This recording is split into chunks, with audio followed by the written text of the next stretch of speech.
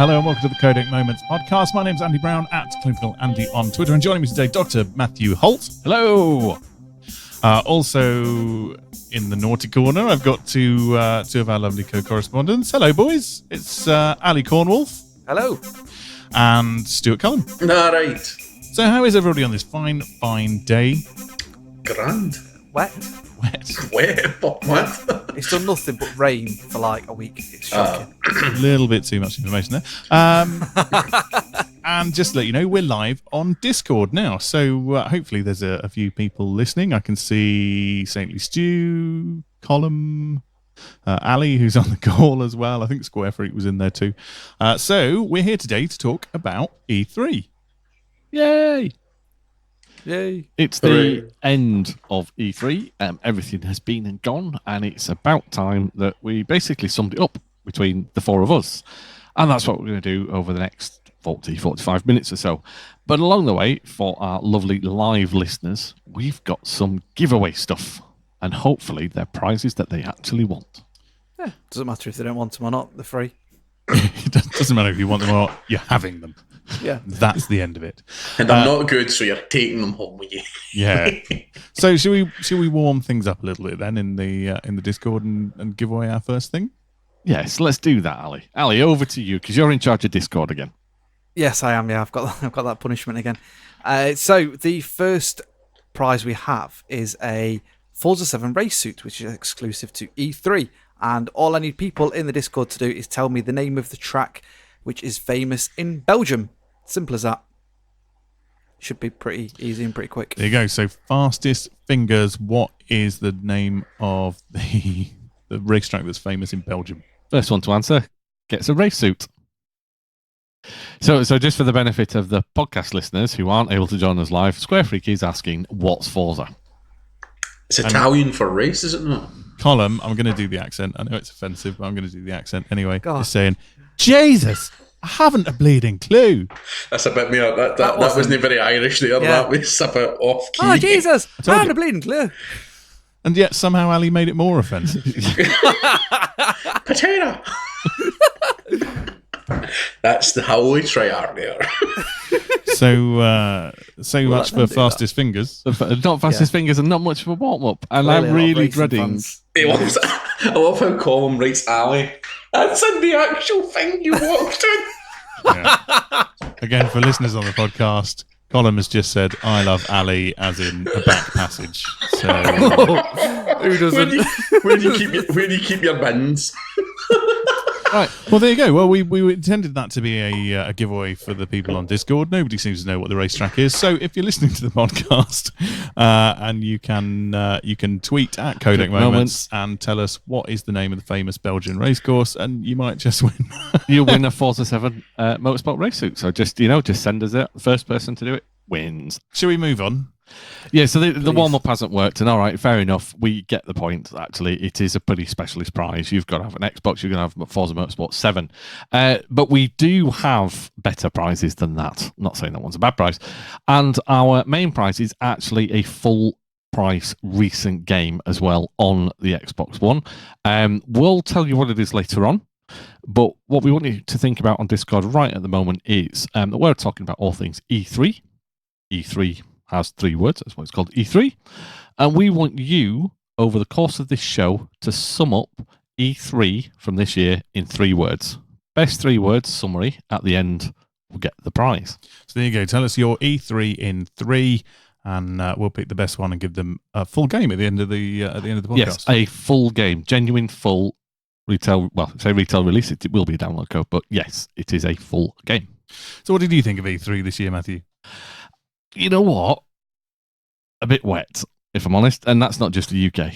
It didn't really grab me as much as previous years have.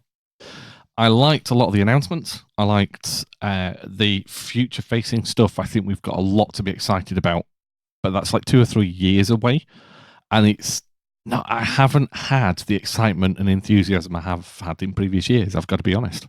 There's a couple of good highlights there, and I think I know what you mean. I'm enthusiastic, but I think a lot of it is also around the stuff that was announced in advance of it and that we already knew going into it, and perhaps wasn't necessarily addressed during E3 anyway. Microsoft made a comeback to the PS5 announcement. Yes, yep, they did. So they put the relevant pieces in, and I think what probably ruined it slightly, and I am going to say ruined, is that we got so many announcements and so many great things that we were told about in advance that the actual shows themselves were a little anticlimactic.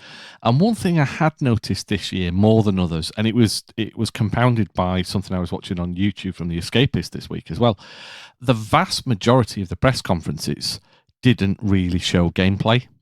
It was cutscenes, it was stories, it was representative of the final game, and they made no effort to hide anything, but they didn't show us what we'd be playing, and that's sometimes a little bit disappointing. I think that's we're old fogies though. It's the modern way, isn't it? People get a glimpse of what you can see, and you go out and you can find the gameplay and the other bits that they've made available elsewhere more easily than perhaps we're used to. I think that might well be it, but I do like to see what the games look like and how they play and learn some more. And I've actually had to do quite a lot of background reading and other pieces from the specialist sites that are already there that have had the hands-on to really figure out which games I might be more interested in.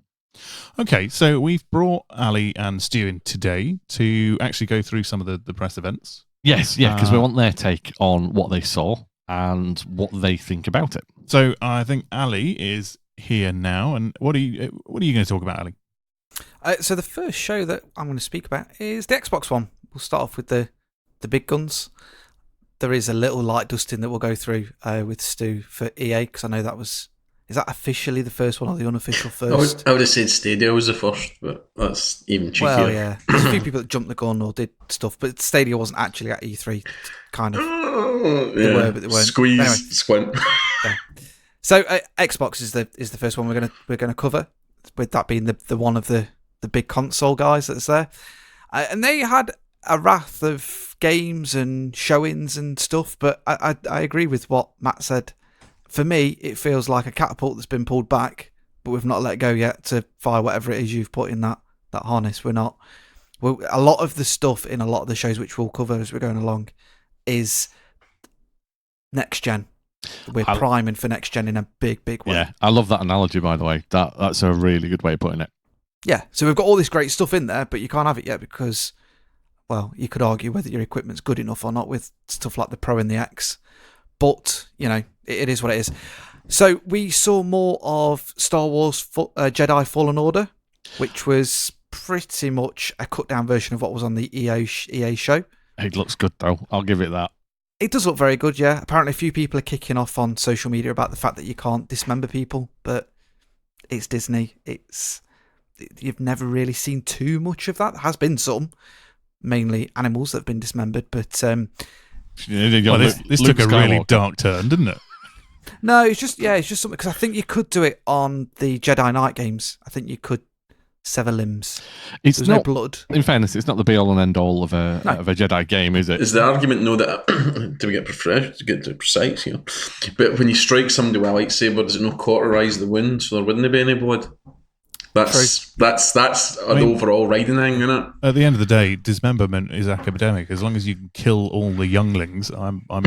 Yeah, right. There we go. So a few things that have come out since then about the game, which I wasn't aware of until I did a bit of research and things.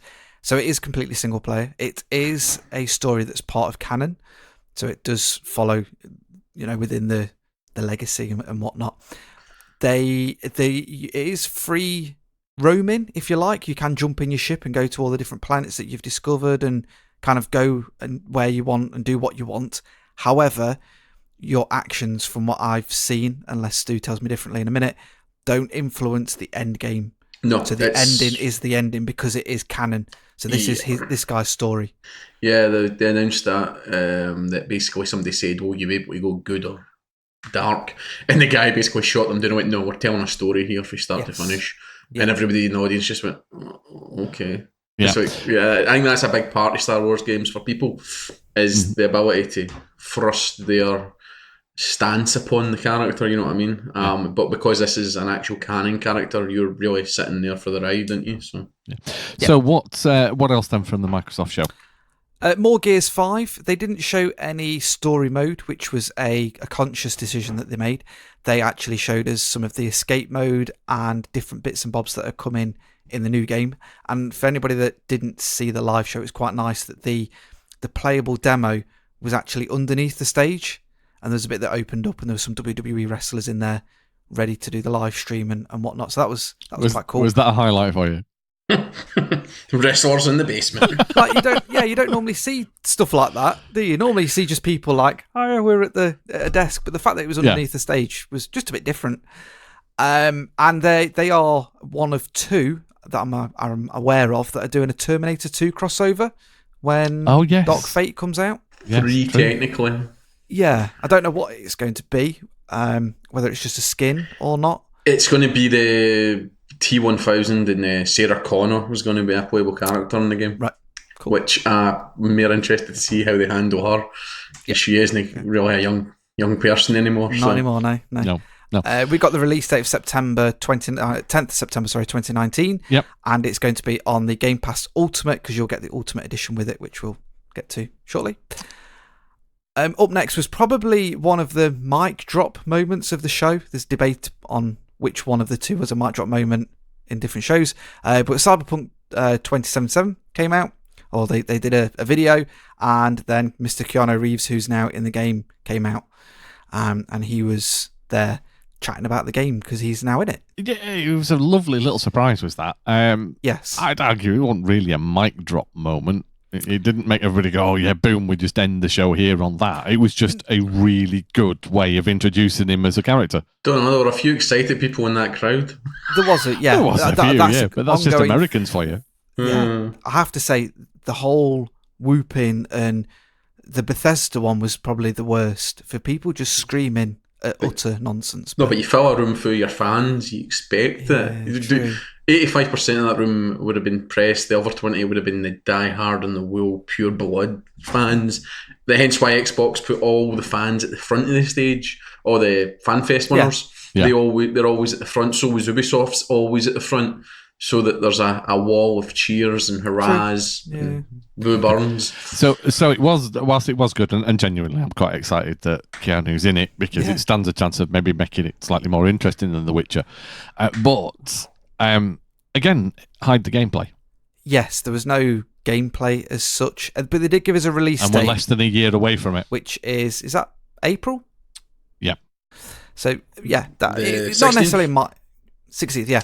It's not necessarily a mic drop moment, but it's one of those things where these days we don't get that many celebrities coming on stage. Very unless true. They're like, we've had a few people that are Snoop Dogg and Jamie Foxx and Justin Bieber were doing the Battlefield tournament last year, weren't they?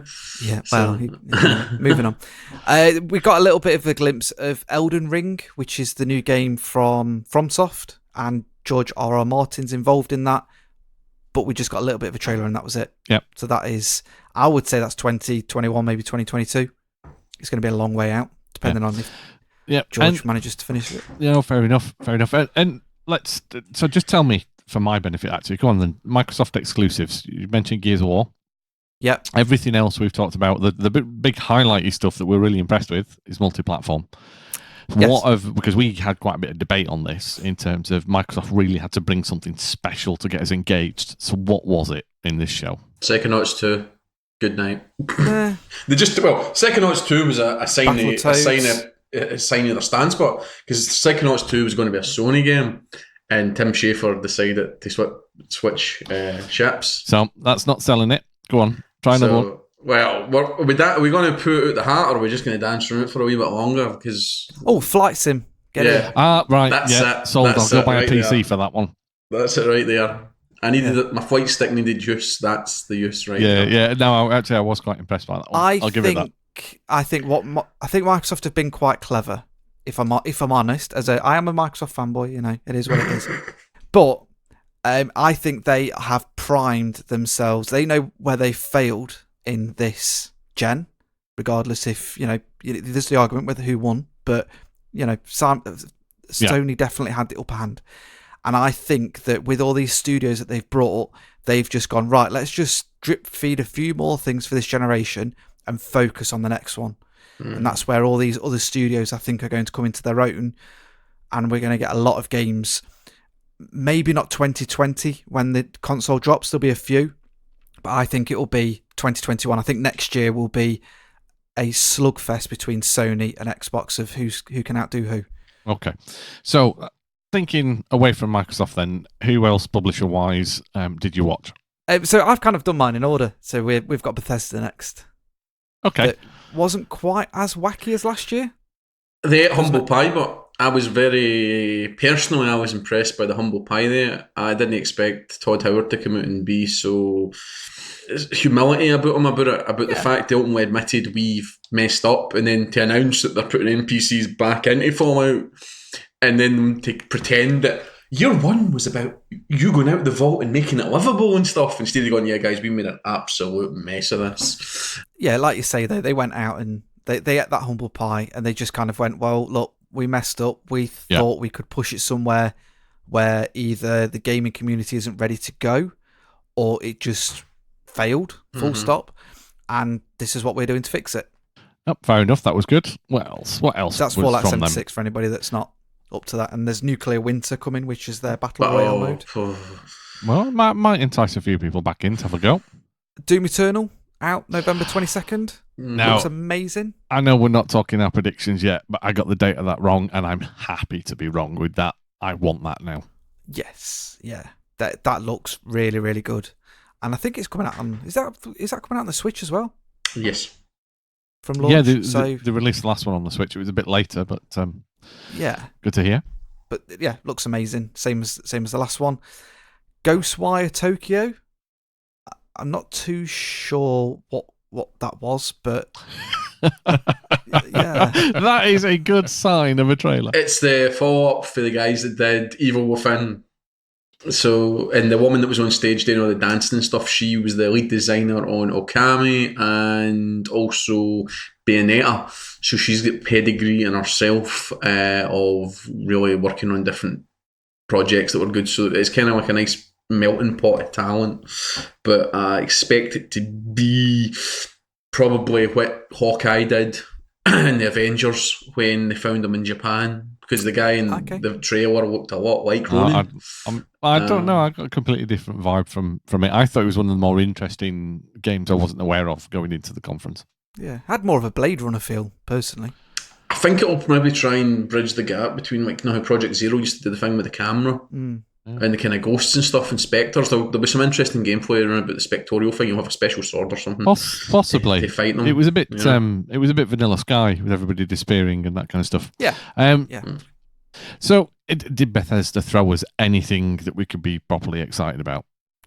Maybe Orion, which has got nothing really to do with a game that you can play, but more streaming stuff, which is they're hoping to strengthen the streaming services that are coming. But other than that, personally, no. There's Deathloop, which I know a lot of people are excited about. Well, it's from Arcane, isn't it? Yeah, I'm excited about that. Yeah. Probably need to see a little bit more personally. Yeah. You guys seem a little bit more excited about it than me, if I'm honest. From our little chat in the green room. Well, I think you've got the developer of Dishonored bringing that kind of open-ended gameplay to what could be an interesting, well, I won't say unique narrative, because there's a couple of games, as Stu mentioned earlier, that are coming out in that kind of messing about with time, but it sounds good.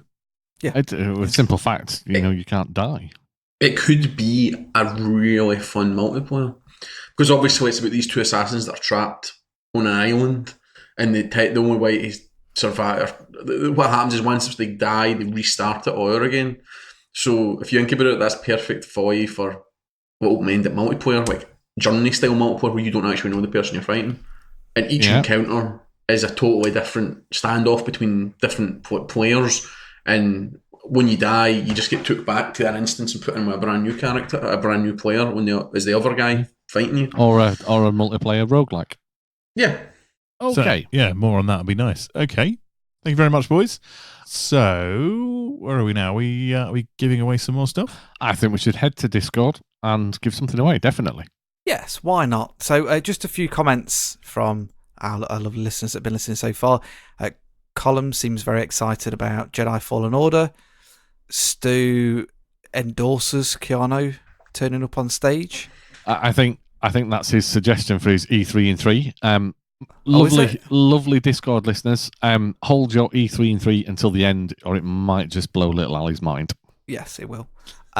Stu's column again has mentioned about the Game Pass Ultimate, which we kind of glossed over, but basically Xbox are now doing a pass which covers Xbox Live, Game Pass, and because you get two of them in one, you get the PC version of it free, which is the Ultimate side of things.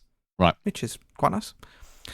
And Column's asking if PS5 will come out before the Xbox. They'll both come out on the same day. Do you reckon? I was going to say a 3:37 week apart. No, it'd be a week apart, same as last time. Because if not, shops will just not implode. cope. Yeah. But who buys for brick and mortar anymore? Right. Let's give something away. That's some great contribution. Somebody deserves to win something. Yes. I believe for this, they only need a PS4. It doesn't matter whether they've got the game or not. So take it away. So the next game we're giving away, or item we're giving away, is the Blood and Truth art book and soundtrack. And all we need to know is the aim controllers compatible with this game? First person to answer. Yes. Is that what? What? That's not the answer. I'm sorry. You're out of the game. Fat Man Scoop Crooked So Plan. Right. So are the aim controllers compatible with Blood and Truth, the VR game? Non-live listeners, you could be in with a prize. Again. Well, we've got an answer, but is it right? Let's go over to question corner. How you doing, guys? Is that answer of yes correct? Try again. Does not compute. Okay, so if anybody can work out the binary complexities of what Ali's just said, then you might win yourself this soundtrack Column's and won. art book. There we go. Well done, Colin. It was 50-50. You chose the wrong 50. You chose poorly. Okay. Yeah, you may have got it wrong once, but go on then. You can have a digital art book and soundtrack. All prizes will be issued out after the show. Okay, so Stu, talk about your the press events that you were looking at. I'll take the other side of the coin. Ubisoft, those good old French boys. It was a real mixed bag because Splinter Cell never showed up. Do you think that'll be a next gen? While you've touched on it, do you think that's going to be next gen? I think it becomes an urban legend and they just tease it. Because he seems to be appearing up on all sorts of like mobile games and stuff, and it's like, can you not just give us a game, please? Yeah, it's a strange one.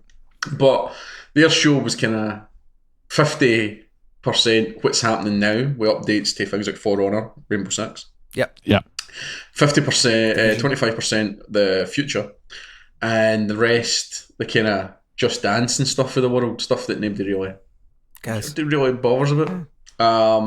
The marquee thing for them, I would say, was Watch Dogs Legion, which I think it's fell into the trap Watch Dogs 1 did, in that it showed us an amazing trailer and the end product ain't going to look nothing like it. Do you think, so since you've touched on that, because I had a feeling you'd bring it up, do you think a lot of the stuff that we're seeing, gameplay-wise, like with Legion, do you think that's running on next gen and that's how they're going to get their... it's probably running on Uber super duper PCs, because that's what most shows do, you know. Yeah. But do you think that's how they're going to get around that? Look, it's been downgraded because you're on current gen, but when the next one's come out, there's going to be an upgrade and it'll look even better? Or do you think it looks too good to be true? It comes out in March, so it's like it's a fair big gap between then and the end of the year. Yeah. Do you know what I mean? So, but it really looks good. I really like the idea. The fact you build your dead sex cell now. It could be ex-spies, grannies, bebop people. Yeah. It's a real cool idea, and obviously set in London. It's a bit more relatable than, say, something else. I think it's also incredibly fair to say there's been something of a tonal shift in the Watch Dogs series. Just slightly. Just very slightly. Since Watch Dogs, which did, Aidan Pearce took himself rather seriously through Watch Dogs 2, and Legion looks like it could actually be a lot of fun. And they've also brought on board the swearing writer for The Getaway. It's almost as if they've just been looking at Saints Row 3 and thought, what elements of this can we bring into the Watch Dogs universe? Very true. A little bit, yeah. definitely. I like you say, Stu, the fact that you can build your own. Well, everyone's part of DedSec if they want to be part of it. Yeah, it's an interesting idea. You recruit your team and stuff, you know. Yeah. So one of the things I said to Matt and Ali before was it would be interesting with the different characters as you recruit them, and I think part of this was seen with Ethel. Was it Ethel, the old lady? Yeah. You know, as she hobbles along, it would be nice if the different characters had different stats, different abilities, different well, that's what things. They've said that everybody's got their own backstory. Yeah, but even like physical limitations. Do you know what I mean? So like they could kind of go crazy with it. Stuff. You could have one character, you know, who just doesn't want to kill people, so you won't be able to pull the trigger. I don't know, but so he uses his tennis ball on a rope. Yeah, or non-lethal stealth. But do you think you'll be able to control someone that's in a wheelchair? Because that'd be brilliant, just tazzing around the streets of London. I don't know. Oh man, it's possible, but I think that might be a step too far. Oh. I'm with you on that, Stu. That seems a little bit. Yeah, that's a very particular desire. Is that one? Glossing over Ali's fantasies. So what else have you got from Ubisoft? Ghost Recon was probably the kind of.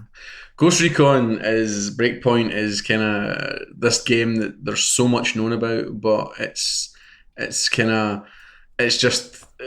weird how every time they come out there's always new wee details added to it.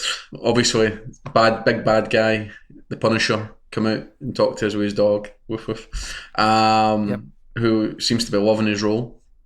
And the big reveal at that one was that AI companions are coming back to the game, which I'll be honest, I kind of thought they were in it anyway. Well, yes, but I thought it's kind of like, well, by the way, you now have your AI characters. Is it because you can control them and tell them what to do a bit more? I don't know. I think it was just a case of they must have said prior that it was just every character's a character, and people must have got worried and took the hump and stuff, you know. Right. But yeah, that was a kind of a big. Ooh. And that's the other game that's getting a Terminator 2 crossover, or Terminator Dark Fate crossover. Yeah, there's going to be some Terminator thing in it. I don't know. Oh, considering the island's about making robots, they're making drones and tanks. It's a bit more in the realms of possibility. He says that as Gears of War has robots anyway in the fight, but it's a kind of, it'll be something to do with that. You'll run into a factory and there'll be T1000s, a T800 production line. Yeah, or something like that, and there'll be one factory and you'll blow it up, and that'll be it. Job done. Then next, Ubisoft. I'm trying to think. The Rainbow Six Quarantine? Infected mode is getting made into a standalone game, which is quite a nice thing. That was actually quite fun when it was up for that 3 days that they did it. Yeah, you can tell that was a pure test the water thing. Is that the 3-player PvE? Yeah. Yes. It wasn't bad. It wasn't bad. We had a quick go of it. It was pretty good. Yeah. But Containment, I think it was called, or something like that. But interesting that there was no Assassin's Creed. There was no Skull and Bones. Skull and Bones was said to not be being shown prior to the show, so it was they buffered that. Beyond Good and Evil. Beyond Good and Evil was also told it wasn't getting shown. No Splinter Cell. Yeah, well. Splinter Cell was teased like a mother before the show, because they even had that tweet with the guy that's like, I'm here with the guy that did the crew, and you're like, oh, nah. For Honor gets shown stuff. I don't know. For Honor is one of these games that I wish I got into, but I didn't, and I'm like, there must be a community. There must really be a community behind that game, because for what I see, it is the Rainbow Six of Swords and Shields by the looks of it, because it's getting as many updates and stuff as Rainbow does, you know. No, it is. It's massively supported. You still play it, don't you, Ali? Whenever I've been on it, I've not struggled to get a game, that's for sure. Okay, so Ubisoft actually relatively safe this year. They didn't do the wacky stage show stuff. The only thing that is a bit cheeky is the Uplay Plus subscription. Yes. Oh, yeah. Which, if is to be believed, is going to be on Stadia as well as the PC and stuff like that. But the thing about Stadia is it's an extra subscription on top of your Stadia subscription. But then you could say the same about EA Access on top of your Microsoft. Yeah, but it depends on the pricing point, doesn't it? If it's an extra it's 15 quid a month for you. I think it's $14.99. So, and I know Stadia is only $9 and a bit. So it's like a $5 or more just to have access to Ubi games. But the flip side is, unlike Games Pass and stuff, is you get the whole cake when you download it. So you'll get all the Rainbow Six, all the operators, all the maps, blah blah blah.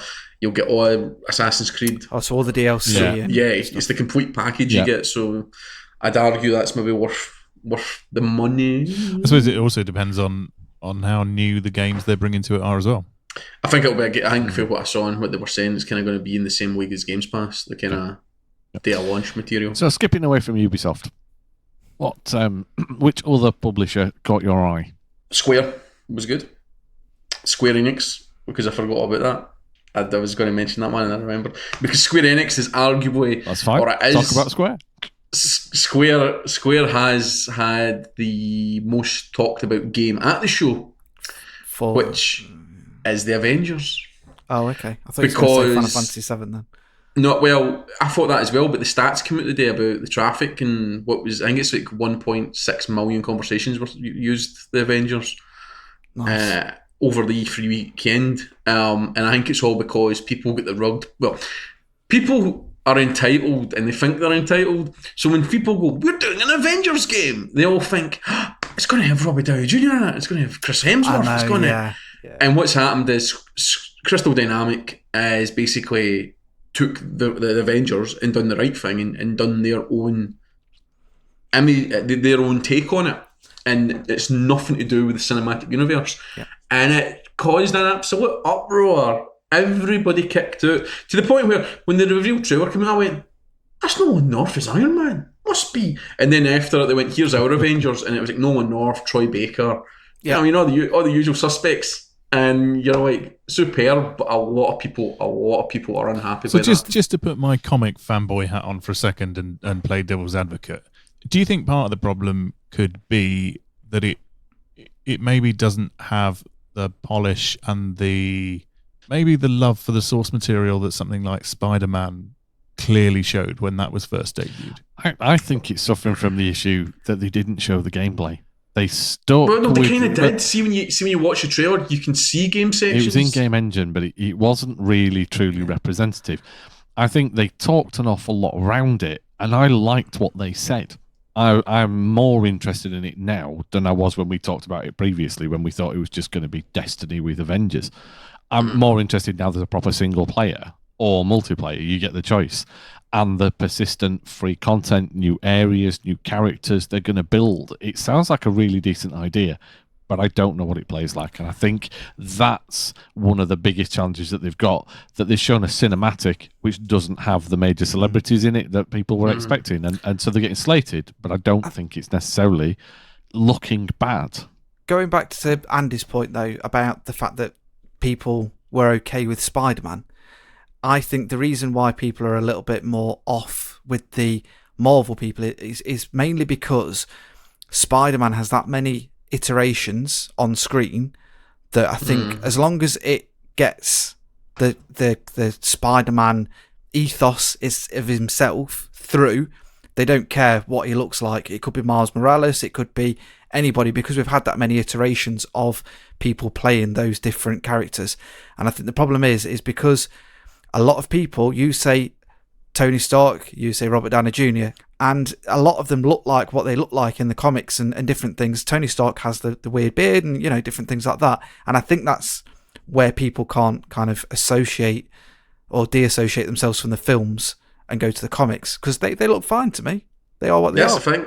At the end of the day, I think it's a case of they've produced what looks like a reasonable product based on a well-known series, and it is literally that thing. Because it was announced before, it's 2 years ago it was announced, I think a lot of people instantly thought it was going to be like a tie-in to the movies, you know what I mean? Yeah. And at the end of the day, it's just, it's going to be a hard pill to swallow, but it shouldn't be, because it's a whole take on, it's like, to put it in context, it's like a comic book. Yeah. Each comic book is a different telling of the story, a different artist, different story writers, different everything. So like story to story is different. That's how comics work, and that's how this should be seen. I just think at the end of the day, it's a bit of a shame that the reaction it did out of people when it kind of shouldn't. And that draws to the close the end of our Marvel Cinematic Universe podcast. We've gone off on a bit of a tangent there, so let's pull it back on track. Anything else from Square Enix which isn't Final Fantasy VII? Because face it, we're never going to see the end of that game. Final Well, Fantasy I VIII. don't think. Well, that was the thing. It was basically a lot of remakes, rehashes, and releases. A lot of RPGs, but I think the Avengers was really the only thing they had that wasn't of a JRPG stance. Yep. If I can remember correctly. Right, okay. I think it's time to give something else away. Yes. What have we got, okay. Ali? So the next one is a code for the Outer Wilds. And all I want to know is, where is the Outer Wilds based? Okay, so where is the Outer Wilds based? If you know the answer to that, So for God, you our make some good podcast answers, listeners, some good answers on the Discord there. Yeah. Excellent. Dublin, I particularly like. Oh dear. So this broader. is a full Xbox game, The Outer Wilds. If anybody can tell us where it is based, you might win a copy. There's a one. There we go. There you go. Well done, Square Freak. Base. So congratulations. Don't cast up. Kev's not in it. So congratulations, Square Freak. We'll send you a code over, and you can see if it works. Let's just try it, and if you get a game, great. If you don't, eBay. we'll give it to whoever you want. So, what was your favourite thing you saw then, Matt? A favorite game that I saw. Well, I'm being really torn because there's a game that I saw that I really liked and thought, yeah, I'm definitely playing that. And there's a game that I read about that I haven't seen any of the gameplay footage on, but I've gone, damn, I want that. And it's Control. Oh, Yeah. Because it just got described it's like playing a David Lynch film. And I went, yeah, I'm in. I'm out. It sounds like something you just need to experience. And I think that's something that really appealed to me. Just it doesn't seem like it'd be boxed in a particular genre, although there's going to be combat and things like that in it. It sounds nuts. And I'm bought in on that. Actually, I like something different. Well, personally, I was going to say Deathloop, and then Watch Dogs Legion happened, and I'm a sucker for an Ubisoft game. Well, that's very true. I can't help it. Looking at the gameplay videos of that and some of the stuff they've done around it with the Legion University thing. Yeah, The Legion 101. I'm quite excited to play that. I'm with you. Actually, I did think it looked very, very nice. Ali, what about yourself? I'm torn between Star Wars and Marvel. The two loves of my life, other than one. And it's a good position to be in, isn't it? Yeah. I'm gonna have to go with Star Wars just because we've seen more of it, and I roughly know how it's going to play, and we've seen, I think it's 15 minutes worth of gameplay. But I am very excited for the Marvel stuff, and the fact that they've announced the fact that there's no season passes, everything's free. They're going to expand on it. There's going to be more missions, more superheroes and things. Does excite me, but like Matt was saying, we've not really seen that much of it other than a cinematic thing. So it'll have to be Star Wars for me. The fact that you can force pull someone onto your lightsaber, quality. Okay, and Stu? Oh, it's got to be Animal Crossing, New Horizon. No, it's not. Whenever that comes out. Soon, March the 20th. Halo on this generation of console. Yeah, and not announced until after you've seen the presentation. And by the way, this is Spoiled on Scarlet. And then at the end, in the pre-press thing, they're like, yeah, it's going to be on this gen as well, but don't tell anybody. We'll not sell new machines that way. To be fair, when they put the teaser out before, it did say on Xbox One and PC. So I mean, it was pretty clear it was going to be coming on this gen.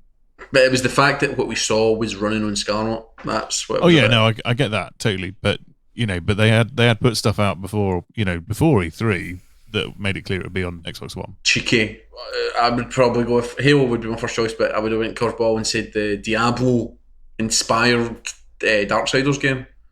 Yes, really good fun. That was something that threw out a sort of nowhere. Because it's not main canon, it's famine. So it's him and War, I think, or you can play as War, as in like your co-op partner. But it's a spin-off in a Diablo-esque world. Yeah, looks fun. And Ali, is there anybody on Discord highlighting the games of their choice? Yes, so Stu said Breath of the Wild 2, which, yes, I would agree with that. Actually, yeah. We've not seen anything again, so I can't get excited about There was something. a tiny wee trailer. Yeah, but that was it.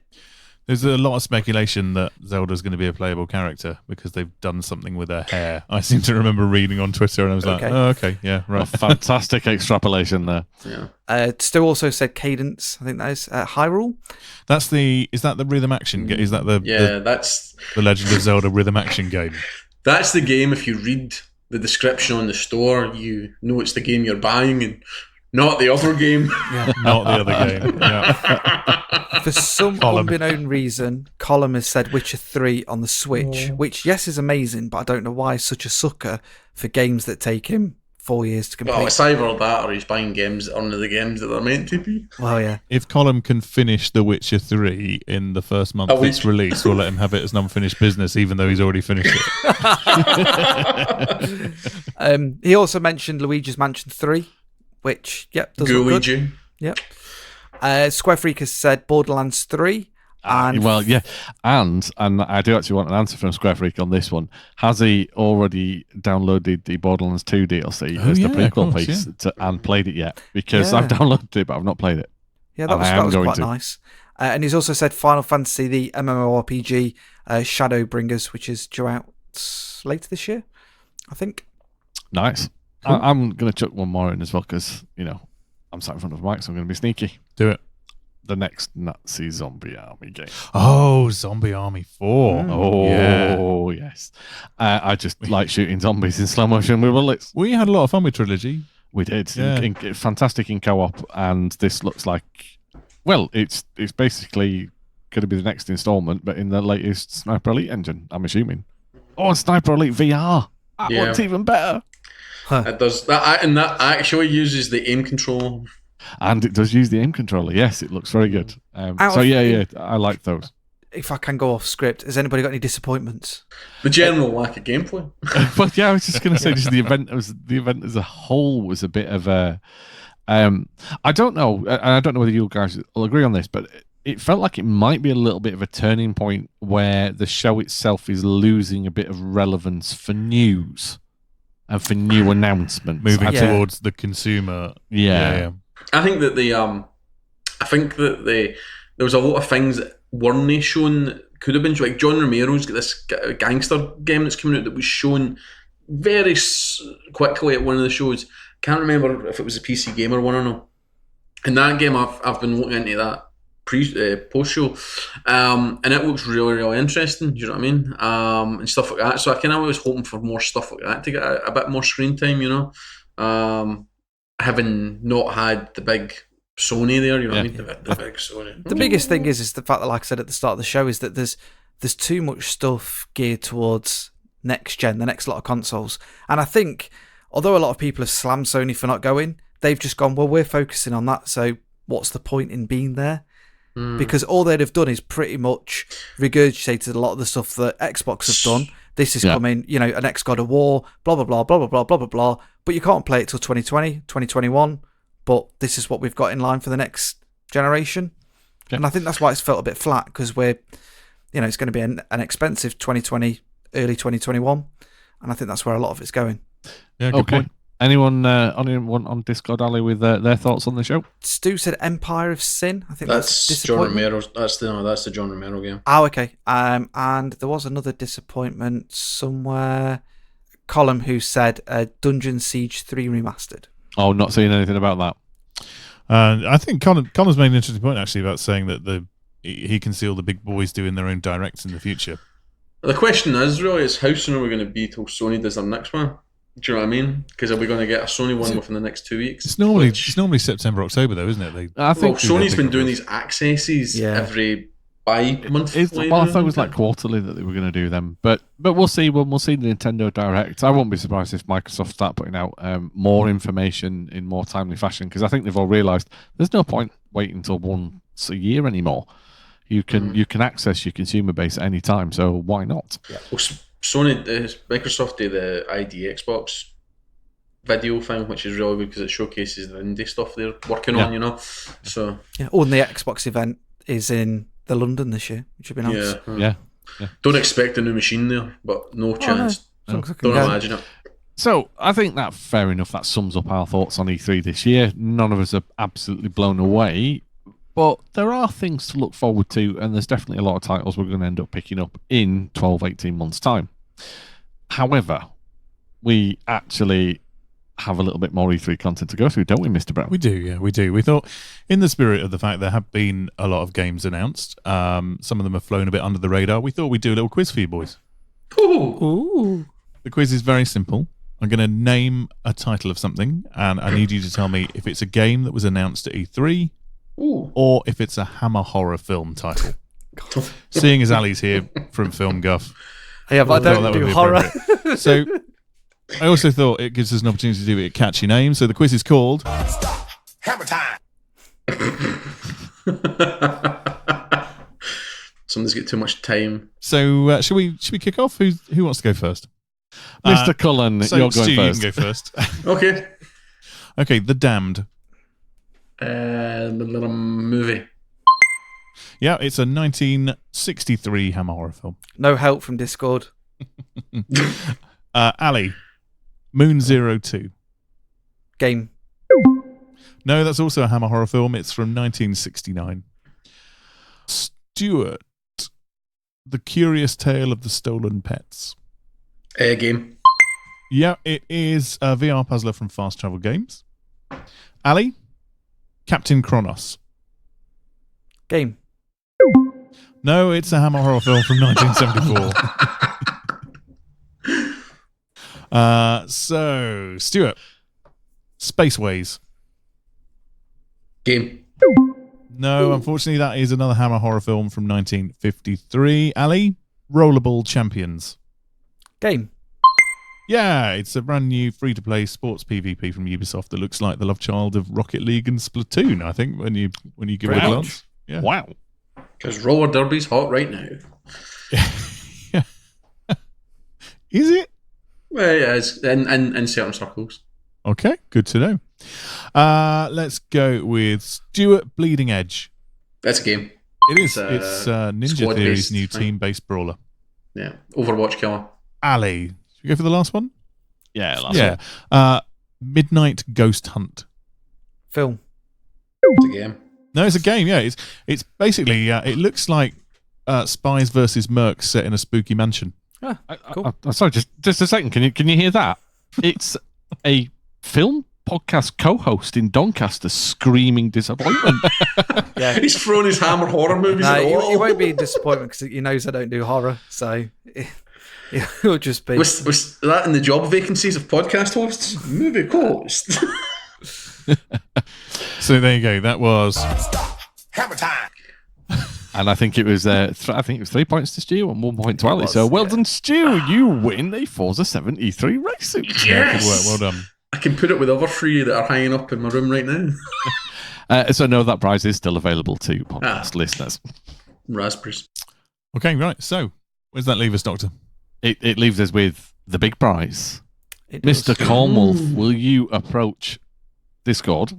When you approach the bench. Well, it depends. Well, it depends on what you want me to do because I did get 3 answers not long after you mentioned it, which I did copy into our show notes.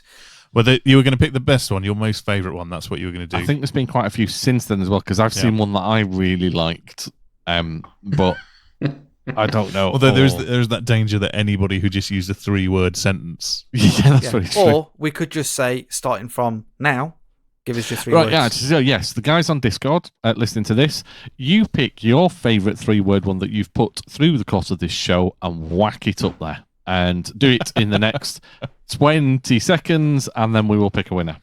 My favourite has just appeared. In the meantime, I'll give you a musical interlude. Fat Mad Scoop, Crooked Glen.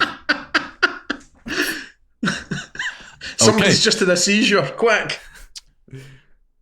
Ali, give us Hello? the winner, please. The winner is Saintly Stewart with Keanu Dog Switcher. Yeah, Which good was, one. in fairness, was closely followed by Keanu endorses Crunch. I particularly like that. Yes. So there you go. He's Congratulations passing it to on because he's not Stu. got an Xbox. it doesn't matter. You are getting it. Yeah. He doesn't honestly. even know what he's run. We haven't told anybody what the game is. Yeah. That's a good point, yeah. So what is the game? Dr. Hull, what is the game? The game is Team Sonic Racing on the Xbox. There you Woo! go. Woo. Yay!